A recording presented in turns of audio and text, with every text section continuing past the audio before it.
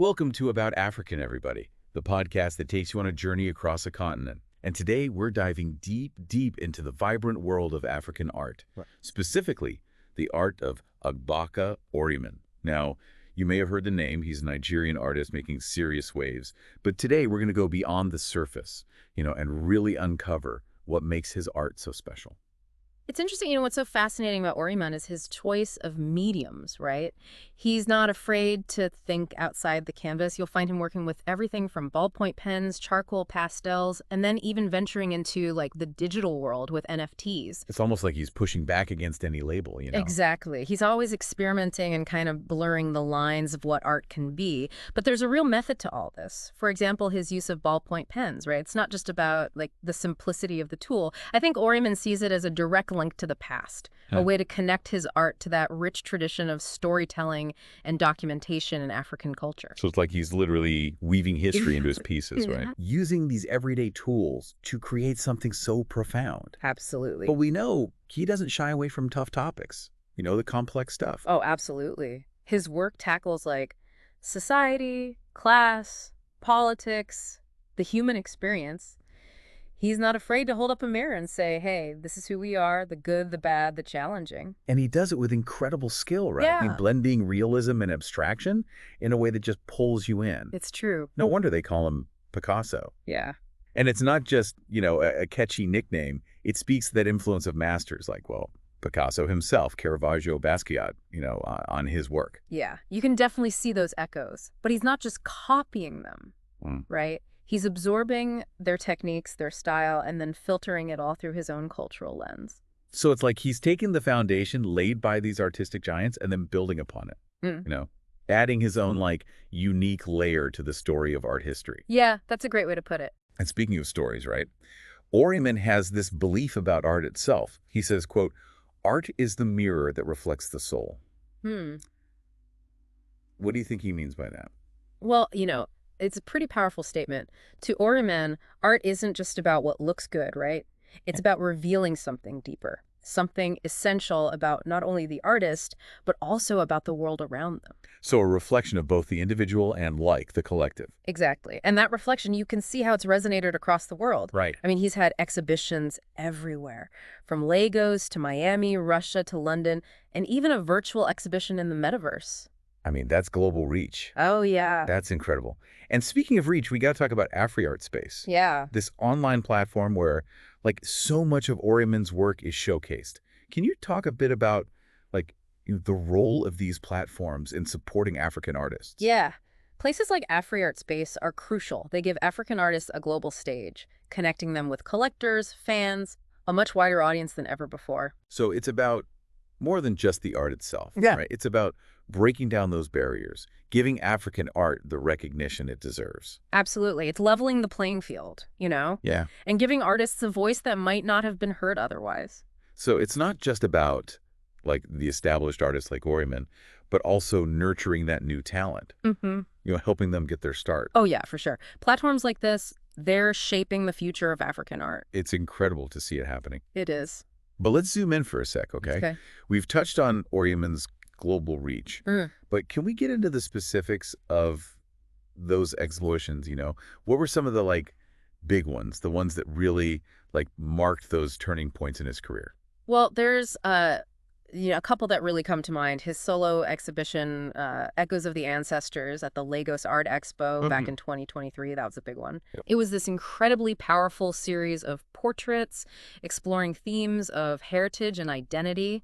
He used this really cool mix of charcoal and acrylics to depict both historical figures and everyday people. How? It created this really stunning tapestry of Nigerian life. It really sounds like a celebration of where he comes from. Oh, absolutely. And it got him a ton of critical acclaim, really solidified his position as a rising star in the African art world. Another one that was really important was Digital Diaspora at the Miami Art Basel in 2024. And this one was all about his work in NFTs. Oh, that's really interesting. We talked about how he works with all these different mediums, but how did he adapt his work to this whole digital world? I mean, that seems like a pretty big jump from charcoal and acrylics to, the metaverse. It is. But Oryiman's approach to NFTs is really interesting. He doesn't just try to copy his physical artwork into digital form. He creates entirely new pieces that like really play with what you can do in that digital medium. Like, for example, in Digital Diaspora, he created the series of animated portraits that incorporated like augmented reality. Oh, wow. So people could use their phones to interact with the artwork. They could uncover all these like hidden layers and symbolism. So it's like he's using technology to like deepen that storytelling element. Yeah. Yeah. He's inviting the viewer to like participate in the art. Right. And this whole experimentation with NFTs, it's not just about, being trendy. It's about making his art accessible to more people, especially younger generations who are, already living in that digital world. Yeah, absolutely. And speaking of accessibility, we can't forget about the role of AfriArt space and like getting his work out there. What's your take on how platforms like that are shaping the future of African art, especially now in the digital age? Oh, they're completely changing the game. I mean, they're making the art world so much more democratic, giving a space for African artists to show their work globally, Yeah. Connect with collectors, art enthusiasts, build a real career. It's amazing. Yeah, it's like having a virtual gallery that's open all the time. Yeah. It breaks down those geographical barriers and it creates like this amazing sense of community, But I feel like it's more than just exposure, right? Right. There's got to be a deeper impact. It's about changing how we see African art.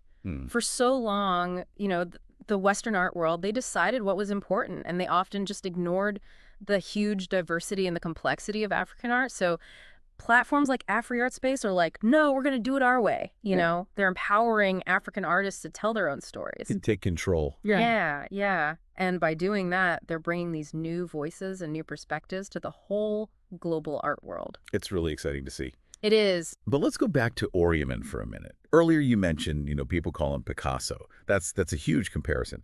Can you tell us more about why they make that connection? Is it just about style, or is there something deeper there? It's definitely more than just like a superficial thing. When they say Picasso, it's about like his range, his willingness to experiment with styles and techniques and how he brings together like the traditional and the modern, just like Picasso kind of shook things up with Cubism. Yeah. Oryiman's pushing boundaries too. Correct. And he gets inspiration from everywhere, like, African art, Western masters, pop culture, even the digital world.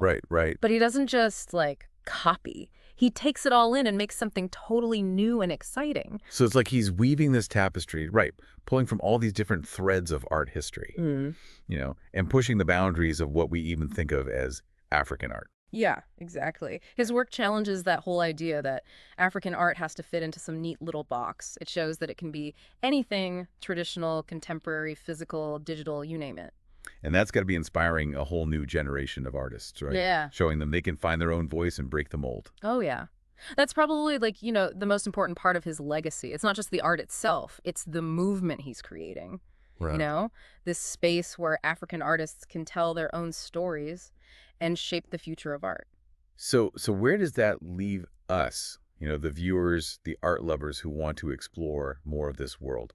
I think it means we have to like really engage with it, support these artists, and challenge our own ideas about what African art is. And places like AfriArt Space, they give us the tools to do that. It's like a doorway to this whole world of art that's alive and constantly changing. Yeah. We really encourage everyone to check out Oryiman's work and discover all those other talented African artists out there. Let their art, inspire you, challenge you, and open up your world a little bit. Because, the real beauty of art isn't just how it looks. Right. It's how it connects us all and then makes us think and feel and starts those conversations that go beyond borders and culture. Keep exploring, keep learning, and keep celebrating the power of art, to change the world. This has been About African Art, everybody. Thanks for joining us.